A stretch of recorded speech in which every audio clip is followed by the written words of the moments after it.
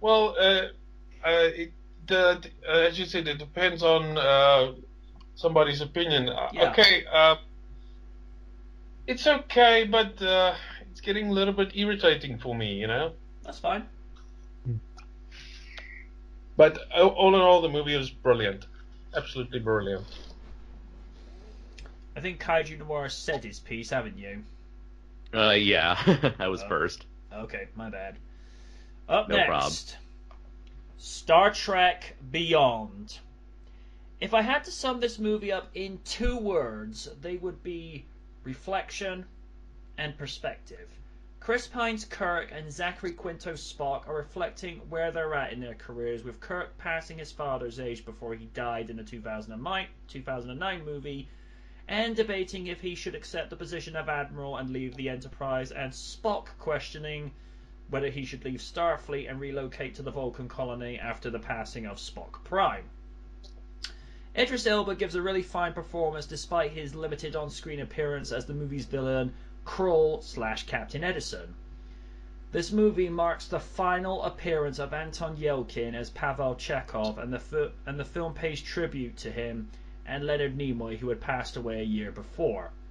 The one nice Easter egg that I particularly appreciated was the cast photo of the original crew of the Enterprise, with Nimoy as Spock Prime, along with Shatner, Takai, Doohan, Nichols, Cohen, and Forrester Kelly. Star Trek Beyond, beyond amazing. Who saw Beyond? I did, MJ. Go ahead. Okay, was I the only one, or um, I'm just asking, am I the only one that saw it? Probably. I've never seen it. Go ahead, dude. Okay. Okay, in my opinion, all the characters were absolutely amazing in this movie, and Jayla, the woman with the white makeup and the lines Yeah. on her, was she was actually my favorite character in the movie, and it was funny for me when she called Scotty Mr. Yeah. Scotty. And I think it was cute that Scotty called her Lassie, you know? Yeah. The opening part where Kirk offers the artifact as a symbol of trust and peace. Oh man, that was hilarious. When it just backfired and then went from bad to worse. Yep. That was absolutely hilarious. The space station where they rendezvous looked really interesting, and Yep. the passing of Spock Prime was an emotional moment for Spock, and you can really see the intensity of his character. Yep. Krell's ship and the battle with the Enterprise being shot to pieces was really visually done excellent. Krell's forces suits were amazing. The relationship between Bones and Spock was very interesting because it's not every day that you see that in the Star Trek universe, because they're always going for each other, you know. Yeah, and that alien creature that was with the Enterprise the whole time, I knew something was off. That Kalara character, Yeah. I knew that she was with Krell. A really hilarious part was Jayla's trap that was used on Kirk and Chekhov. Do you remember that part, MJ? I've actually got the movie through a couple of days ago. I'm gonna have to look back at that to because I haven't seen this movie since the theater, so I may have to go back and look at that. Okay. And they hit Kirk hit the artifact in that face hugger alien Yeah. head. That was clever. And breaking out of the Enterprise crew and the diversion that Kirk uses with a motorcycle. Oh man, that's pure genius. Okay, the way Krell's forces, he's okay. Wait, the part from the tower where the Enterprise crew is held, you know, from that tower. Yeah. With uh, I stand correct, but that looks exactly like the planetary assault carrier in Command & Conquer 3. Exactly the same. Oh, okay. Because I've played those games to death, and I know a Command & Conquer unit when I see one. Okay. The music used to distract the Krell's forces. I mean, come on. Very It's a well bit far-fetched. And it's a nice nod to the first movie. Yeah.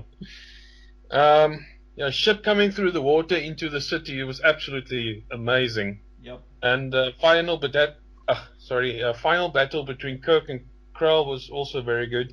And the final note, seeing the newly built Enterprise being built, and that the crew all say the command orders ready to take off is so special, like in the TV series, you know. Yep. Space, the final frontier, etc., etc. Yep. All in all, that the movie was fantastic. I really enjoyed it. Yeah. It does make you question what are they going to do with regards to Anton Yelkin's character, because he's not. How to phrase this?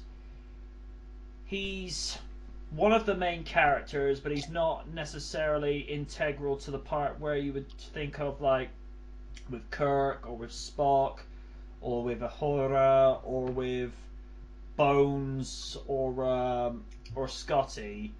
But at the same time, he's not really a character you can replace, and I think at this stage it's probably just the smart thing to either just retire his character or just have it written in a story that you wanted to go off and do something else, because, you know, Anton Yelkin was such a fine actor, and it's just such a shame of the circumstances of how he passed away, because I think he was actually crushed by his own Range Rover.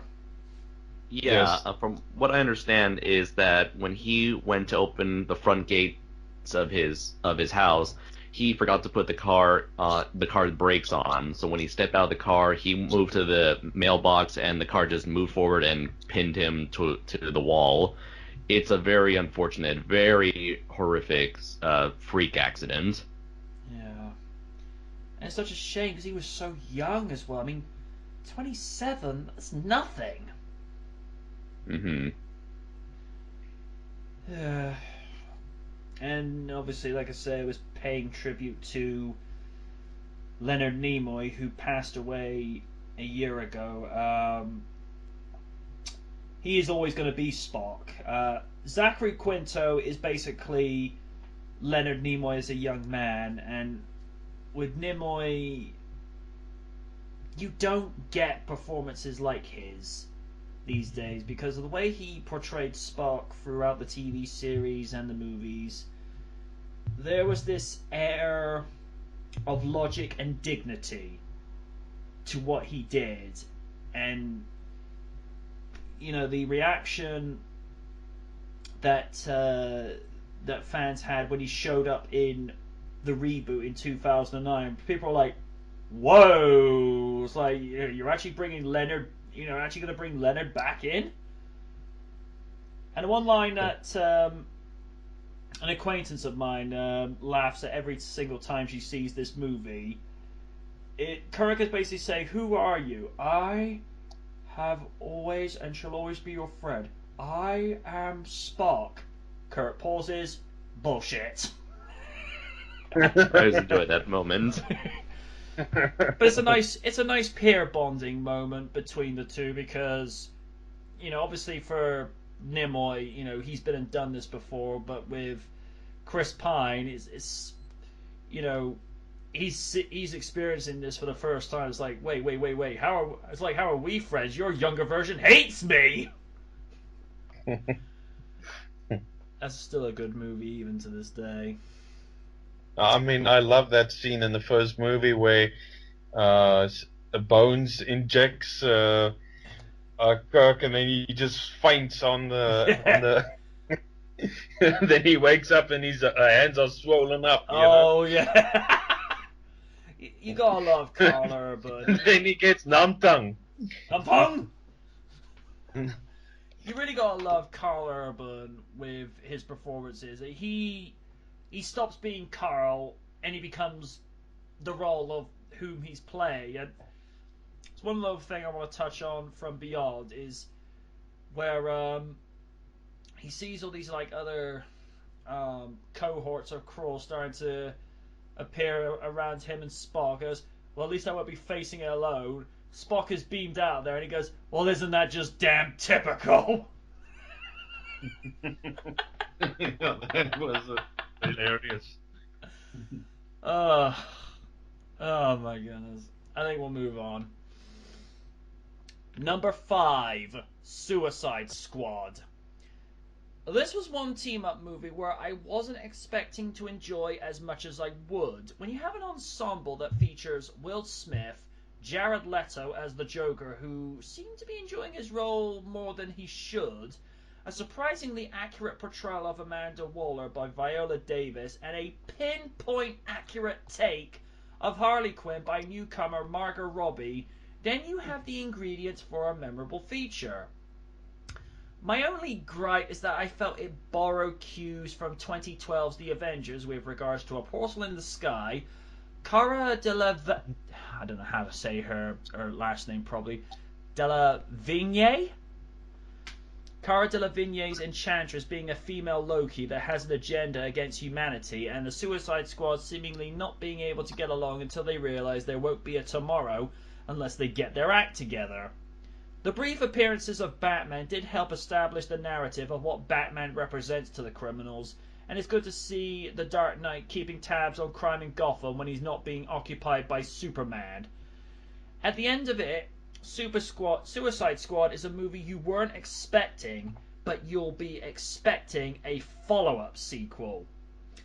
Now, aside from Duran, who else saw Suicide Squad? I saw it. Go ahead. Alright, so it's not to give a little spoiler into my thoughts on Batman v Superman, but I feel like with Batman v Superman along with Suicide Squad, I just get the feeling that Warner Brothers are simply scrambling about to try to grab any sort of idea. It's almost kind of the phrase of like throwing everything at the wall and seeing what sticks. Yeah. And I get the feeling here with this movie as well, because I keep seeing a lot of different. It's almost like I'm with almost very similar to the Amazing Spider-Man 2, where I see less of a movie and I just see a montage, a big collection of corporate decisions and mandates. I can see there are many influences from the Avengers, like you mentioned, MJ. I saw many influences of Guardians of the Galaxy a lot in terms of having a random ragtag group of rogues attempting to form one single unit. I saw many influences from Deadpool as well. And so I just see a hodgepodge of ideas that don't really mix together, all to form a very generic story, in my opinion, that really makes huge leaps in logic. Like, for the entire premise alone, it's like, I get the idea of forming a task squad using a bunch of villains to form, like, Black Ops, off-the-records missions, but the idea of, we're gonna make a group of a super group to work for the government so that we can be able to fight the next Superman. I'm like, okay, why do you need a crazy girl with a bat to fight the next Superman, General Zod type villain? Yeah. Or it's like, we need you guys to fight the Enchantress. Okay, you want to form a group of superpowered characters to fight a mystical creature from another dimension. Okay, in that case, why do you need a guy with guns or a guy with boomerangs? How is that supposed to help you in your case? Yeah. Or the whole idea of like even like the villain herself, the Enchantress, along with her brother, this whole movie would have been avoided entirely if pretty much like Amanda Waller, she made this team to fight big villains, only for her to create the big villain in the first place, simply because she allowed a character as powerful as the Enchantress to just run loose from the beginning of the movie. It's like, what were you expecting to happen if you allowed this this crazy character to be running loose, and okay, so you have this one generic army dude who's in love with her. You think that alone is going to prevent her from going crazy? Nope. And along with that, the editing is like, as many people have pointed out in the press, that the editing is all over the map. They tried to cut back and forth between the origins of Harley Quinn along with the origins of every character in an attempt to quickly establish who they are within the first act of the movie. But it just feels like every once in a while the movie keeps getting distracted by a mini movie and then just like forces you back into the present day. Again, trying to do what Deadpool did with its flashbacks, but nowhere near as coherent or natural. And again, like, they got the music. I like the music that they chose in the movie, but it's like they're constantly throwing. It's like, we got to be like Guardians of the Galaxy. We got to pick a bunch of recognizable music from the past in order to get people nostalgic. And again, it's like they're throwing all these songs out, one after another, and nothing feels natural. Nothing feels cohesive. Let's see. Outside of that, I did enjoy Will Smith and Margot Robbie's portrayal as Deadshot and Harley Quinn. They felt like the only characters with any real sort of meat to their performances, any sort of depth to their characters. I did like Jai Courtney as Captain Boomerang. For the last couple of films I've seen Jai Courtney, and it's like they were trying to, Hollywood was trying to make him like the next big action star, when really he always came off as very bland and generic, similar to the one individual who was Sam Worthington, who was in Avatar and Terminator Salvation. Here, I was surprised how much I enjoyed him as Captain Boomerang. It feels like instead of having him play the generic action hero badass, it instead made him a very comical take on. Made him a very comical character, but again, it felt more like they were trying to make him like the kooky, crazy, wacky anti-hero, again, like Deadpool, right down to the stuffed unicorn. Let's see, a villain, the Enchantress as a villain along with her brother felt very generic. There's nothing really about either of them that had any sort of originality.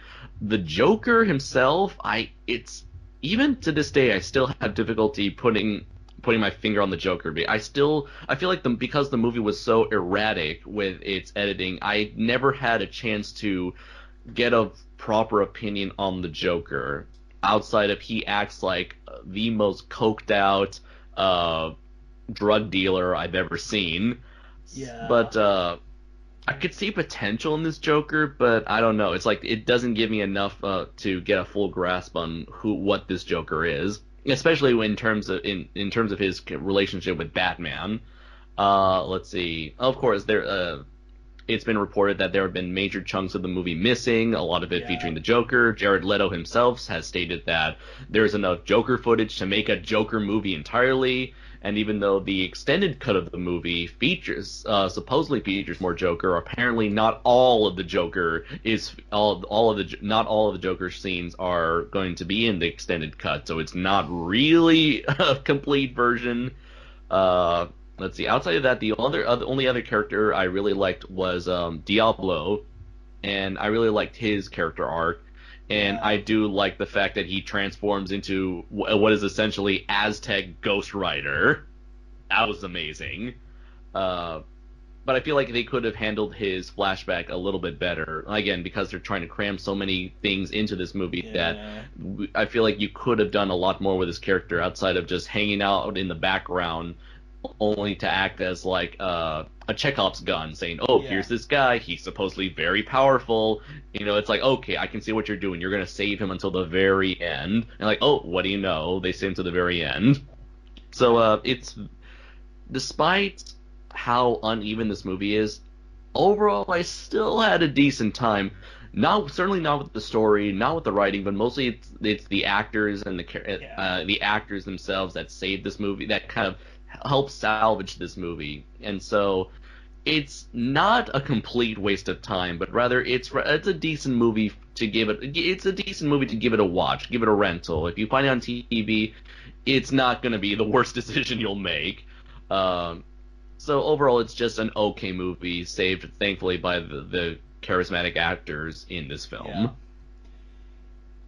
You mentioned with Diablo, you did feel like this was a guy, not necessarily looking for redemption, but you did feel like this is a character that recognized that he'd done something wrong and he just wanted to serve his penance because he's like, hey, I don't want to unleash my full power because I know what it'll do to people. And with regards to the editing, I did feel like Eminem's, it wouldn't feel the same without me being played in the suit-up scene. I'm like, I like Eminem and all, but what context does this have in place of the movie? It's just like, reason? Yeah, at least when Guardians of the Galaxy had a song, it was usually for like a big moment. Here they just threw it in when they're putting their clothes on. It's like, why? Yeah, and the thing that made my inner fanboy do cartwheels is when Margot Robbie said the words pudding and Mr. J in the exact tone. I'm like, I'm good. It's like, I don't need. She doesn't need to convince me any further. This chick is Harley Quinn. Although in the extended cutscene that people have been leaking up to YTub, and this is where I feel it's a little bit ironic, where Joker is calling at the time Harleen Quinzel crazy. He goes, it's just where she shoots a trucker for interrupting them, and he goes, I think you were insane if you weren't so crazy. And I'm like, ain't that like the kettle calling? Ain't that like the pot calling the kettle black, there, dude? Because Jared goes to places that I don't think Heath Ledger would go to, especially when you see him in one scene where he gets up from the floor and there's all these knives around, and I'm like, okay, I don't want to see what you do in your spare time, dude. No. That was bad. But as you said, there was so much potential to see what more they could have done with that version of the Joker, because, we can debate this all we want to, but Heath Ledger's portrayal was a tough act to follow, so it's understandable why they wanted to go with a very, very different take on the Clown Prince of Crime, because... Another thing is, I like the fact that they went back to a more traditional Joker. It wasn't face paint. It was more like it was actually bleached into his skin. Mm-hmm. The only thing is, in the dream sequence that Harley's having, and you see Jared as the Joker without the makeup, I'm like, no, dude, put the makeup back on. That's creepy. Don't do that. Although I do gotta say, I was disappointed by how they portrayed the relationship between the Joker and Harley Quinn, because one of the biggest, I guess most memorable things about the whole Harley Quinn Joker relationship is the fact that it's a very abusive relationship, and that you're not supposed to root for these two characters to be together, and yet the film wants you to do just that. And from what I've heard from reports, apparently they were originally going with the abusive relationship angle, but because it didn't sit well with test audiences and they wanted people to root for these type of characters, they decided to, make it a positive portrayal.